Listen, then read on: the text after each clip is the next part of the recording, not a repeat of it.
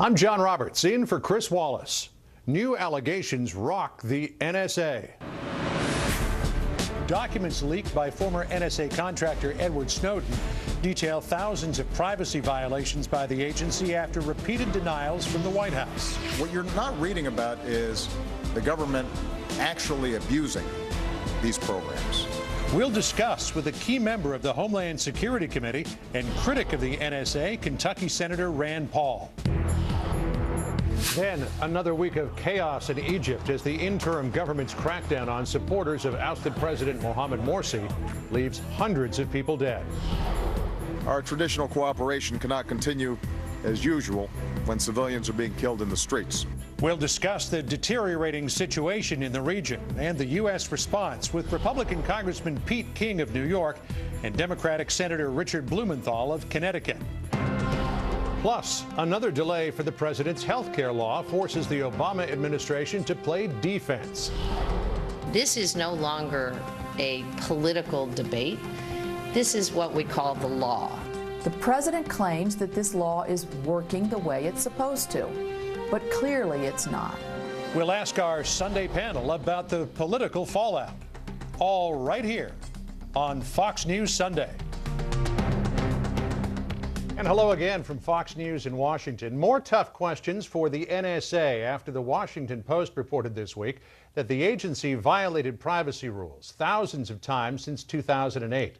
An internal audit obtained from leaker Edward Snowden reveals that the nation's most secretive spy agency intercepted phone calls and emails of American citizens repeatedly during that time, and in some cases did not report the unauthorized surveillance.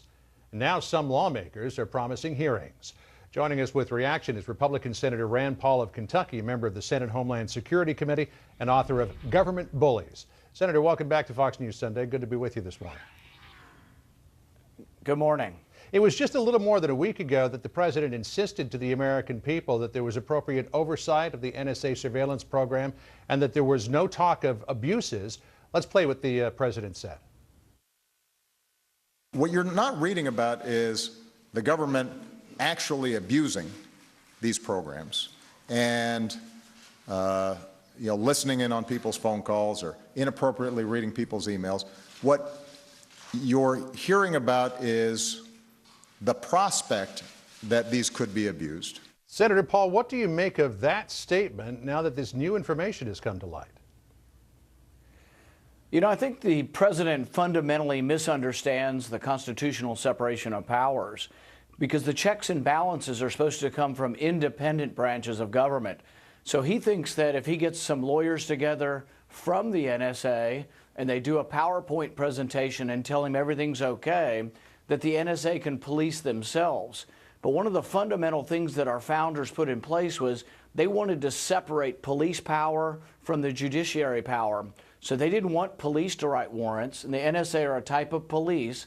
They wanted the judiciary, an independent, open judiciary responsive to the people with open debate in public. So I think the constitutionality of these programs need to be questioned, and there needs to be a Supreme Court decision that looks at whether or not what they're doing is constitutional or not. One of the most striking revelations of this disclosure is that the Foreign Intelligence Surveillance Court does not have jurisdiction to pursue investigations into compliance. Does that need to change?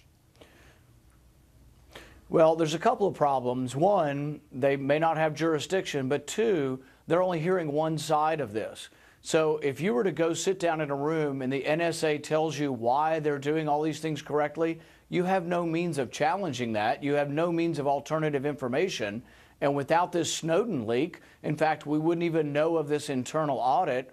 Without the Snowden leak, we wouldn't have known that James Clapper lied to us, lied to the Senate, and said, oh, that we were not collecting any data on Americans. And it turns out, yes, they're collecting billions of pieces of data on American cell phones every day. Now, according to this audit, a lot of these violations were apparently unintentional, but the NSA chose not to report some of these violations, as it has a responsibility to. Does that need to change? Well, see, they chose not to report the program, period. They said they weren't looking at any American data or any phone calls, and it turns out they're looking at billions of phone calls every day. So I think the whole program needs to be reviewed, but it can't be an internal audit. There's sort of a similarity between this scandal and all the other scandals. The president thinks the IRS can police themselves as well and that they'll do an internal audit. He thought the State Department could do an internal audit also. But the thing is nobody ever was fired in the State Department. No one's been fired in the IRS. The Director of National Intelligence lied to the Senate and I think greatly damaged the credibility of our American intelligence community, and nothing has happened. There are no repercussions other than he says, well, we had a PowerPoint presentation. We had some lawyers come together who work for the NSA. The only way to find justice is you have to hear both sides. So there really needs to be a discussion from people who are a little bit more skeptical of the NSA in an open court, I think, before the Supreme Court on this program. So when Congress comes back to Capitol Hill in a couple of weeks, do you believe there needs to be congressional hearings into all of this? Yes, and I think legislation could help. The hard part is that we only hear one side also. The NSA comes and they tell us our side and tell us their side, tell us how they've foiled all these plots. But it turns out when there is a discussion back and forth, we really discover that they did not uniquely use this American surveillance program to get anyone. I think they got most of the terrorists, or stopped most of the terrorists, if not all of the plots, by good old-fashioned police work and getting warrants and getting wiretaps on people who they were suspicious of, whom they ask a judge about. And I'm not against that. I'm all for surveillance of spies. I'm just not for this gross bulk gathering of data on all Americans. In fact, you are one of the most strident critics of the current NSA surveillance program, but with congressional hearings, with more congressional oversight into that program, with more duty to report compliance and other aspects of it, would you be comfortable enough with it to let it go ahead? You know, I think it would be better with more oversight, but there's some things that they're doing that I fundamentally think are unconstitutional. Our founding fathers, when they wrote the Fourth Amendment, they said a single warrant goes towards a specific individual and what you want to look for. And you ask a judge and you say, John Smith, we think is doing this. We have probable cause to think that he's involved with a crime, and you get a warrant. The Constitution doesn't allow for a single warrant to get 1 billion phone records. You know, they have a warrant that says we want all of Verizon's phone calls, all of AT&T's phone calls, all of et cetera, et cetera. They basically, I believe, probably are looking at all the cell phone calls in America every day. I also don't think it's good police work. I think we get overwhelmed with data. We have so much data that we don't notice when the Sonarif boy goes back to Chechnya, his name is misspelled, and we don't know that he's gone back. I think we need more people doing specific intelligence data on people who we have suspicion of, rather than doing it on suspicionless searches of all American phone calls. Let me switch gears and talk to you about Obamacare, because that is going to be a big topic of discussion when Congress comes back in a couple of weeks. You support the defunding of Obamacare, but you have recently acknowledged that you don't believe that it's going to happen. It won't get through the Senate. Your only lever then to defund Obamacare may be to not approve the continuing resolution, or one that includes funding. That would shut down the government, which you have stated publicly you don't think is a good idea. So what do you really have left here, Senator? Well, I don't think shutting down the government is a good idea, but I do think that we were elected, conservatives were elected, to try to stop this overreach, this government takeover of health care. It's not going to be good for the American public. I think insurance premiums will rise. I think the people they want to help, precisely the working class and the poor who don't have insurance, I think still won't have insurance, and they're going to have a penalty. So what I would say is, people want us to stand up and fight. I'm willing to stand up and fight. We should use the leverage of controlling 1/3 of the government. We don't control all of the government, but Republicans control the House of Representatives. They should stand up, use that power to, at the very least, make this law less bad, delay it, do something we can to protect the American public from this law.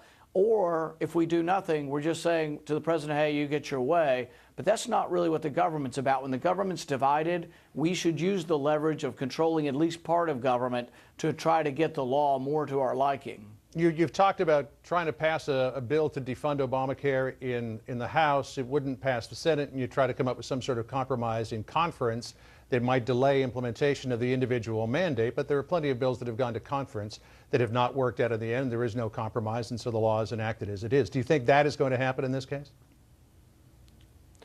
You know, I don't know. I think there's always a great desire not to shut the government down, and you use that desire to try to get a compromise. And I think ultimately you could, in conference committee, either make the law less bad or delay the individual mandate or delay the whole thing. Even the president is very concerned about this law because he's delaying the employer mandate because he's concerned maybe about what it'll happen in the elections when it is seen that insurance premiums go up and actually there are more problems than there are benefits. You have said that you would not vote for a continuing resolution in the Senate if it includes funding for Obamacare. But even if you don't vote for it, it'll likely pass the Senate. But if your colleagues in the House did exactly the same thing, as you suggest you would, that would shut down the government because the resolution wouldn't pass, which might lead some people to wonder if you're trying to have it both ways while the House has to have it one way. Well, I think what would happen is if the House voted to defund Obamacare, it would come to the Senate. I think the Senate would approve Obamacare funding. It would go to conference committee, and then I think a compromise would be achieved. But it's only achieved if the House stands up, uses and asserts their belief that Obamacare is a bad law and will hurt people. And if they stand up and are strong, then I think the strength of that leverage would be used to achieve a compromise. But if we announce defeat in advance, as some had, then that destroys the effort that we're trying to do. But there are many conservatives like myself standing up and saying, look, Obamacare is going to be a disaster for the country. And as I travel around Kentucky and around the country, people come up to me and they say, stand firm, stand up, try to stop this monstrosity because it's going to be bad for the country. Senate Majority Leader Harry Reid was recently asked at a Nevada public broadcasting system program if the ultimate goal of Obamacare was to move to a single-payer system. He responded, according to Forbes magazine, yes, yes, absolutely yes. If the Senate Majority Leader tried to move Obamacare to a single-payer system, what would your response be? Well, you know, I think it's amazing sometimes when politicians are forthright. He's admitted now that that is their goal. People have to think about it. The goal of single payer, that may well mean that everybody in the country gets Medicaid. And if you're excited about going on Medicaid, then you need to vote with Harry Reid and with the president. But I think it's a bad idea. 85% of us had health insurance. We should have tried to fix the system for the 15% who didn't, instead of destroying it for everybody in the country who actually had good health insurance. Our main concern was the price rising. The president did nothing about prices rising. He's actually made insurance more expensive because of his mandates and making the insurance cover more items. On Egypt, Senator Paul, you issued a statement the other day after the carnage of Wednesday, calling on the president to end foreign assistance to Egypt. But that relationship does a number of things. It ensures compliance with the Camp David Accords. It allows American military overflights without prior notification. It moves U.S. warships to the front of the line at the Suez Canal. If you were to remove that military assistance, could you potentially damage a relationship that the United States needs to have with a very important ally in the Middle East? Well, the law is what the law is, and the president is currently in defiance of the law. The law is very explicit.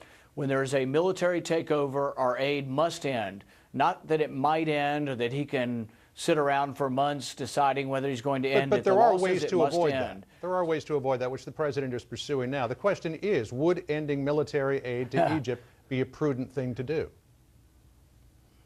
Yes, because the thing is I don't think we're buying any love of the Egyptian people. When they see an American tank on the street, when someone is shot down or rolled over by a tank that was purchased with American money, do you think that buys any friendship with the Egyptian people?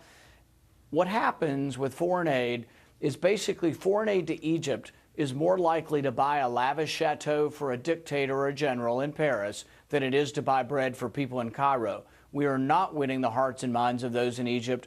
All they do is they see our aid as something that goes to the people that are the dictators and despots that have been taking away their rights for generations.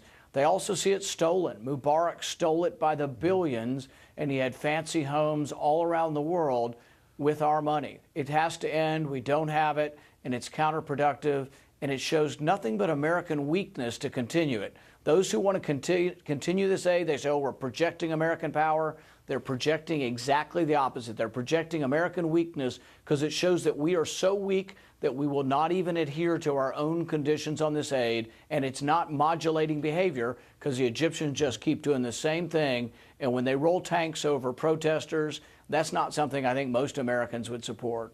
Time is growing short, Senator. We just have a few seconds left, but I would like to look at politics for a second. There's been a very public spat between your camp and the Chris Christie camp, which you said earlier this week you'd like to try to diffuse, maybe over a beer, but it continues because after Governor Christie's statements about the Republican Party should be trying to win elections, not having fights over ideology, one of your senior advisors said, if I translate Governor Christie correctly, we shouldn't be the party of ideas, we shouldn't care what we stand for, or even if we stand for anything, we reject that idea. Content-free so-called pragmatism is the problem, not the solution. And then your father, Congressman Ron Paul, came out and said, Christie offers nothing. Do you agree with your father? What I would say is the party's big enough for both of us. It's big enough for a lot of different Republicans. And in fact, we don't need to. This all started with him saying, oh, we don't have room for libertarian Republicans. The thing is that's how we grow our party. Libertarian Republicans like myself care about the right to privacy. We care about a more moderate and less aggressive foreign policy. And I think that will bring new people to our party. Look, the party in the Northeast is shrinking almost down to nothing. They need to be looking to people with new and different ideas who will attract youth, independent, and even Democrats to our party. So saying there's no room for us was a big mistake on their part. I will continue to say we grow the party by embracing some of these issues that have to do with individual freedom and also the right to privacy. But again, do you agree with your father when he says Governor Christie offers nothing? What I would say is that there's room for people who believe in bigger government in our party. And I think that, some of the things that he seems to have promoted make us believe that, well, he thinks that there's a lot more spending that could go on. I think that national defense is a priority for our country, and the only way we have enough money for national defense is actually to be very, very frugal with other spending, and that is a valid disagreement we have. All right. Senator Rand Paul of Kentucky, good to talk to you this morning. Thanks so much for joining us. Thank you.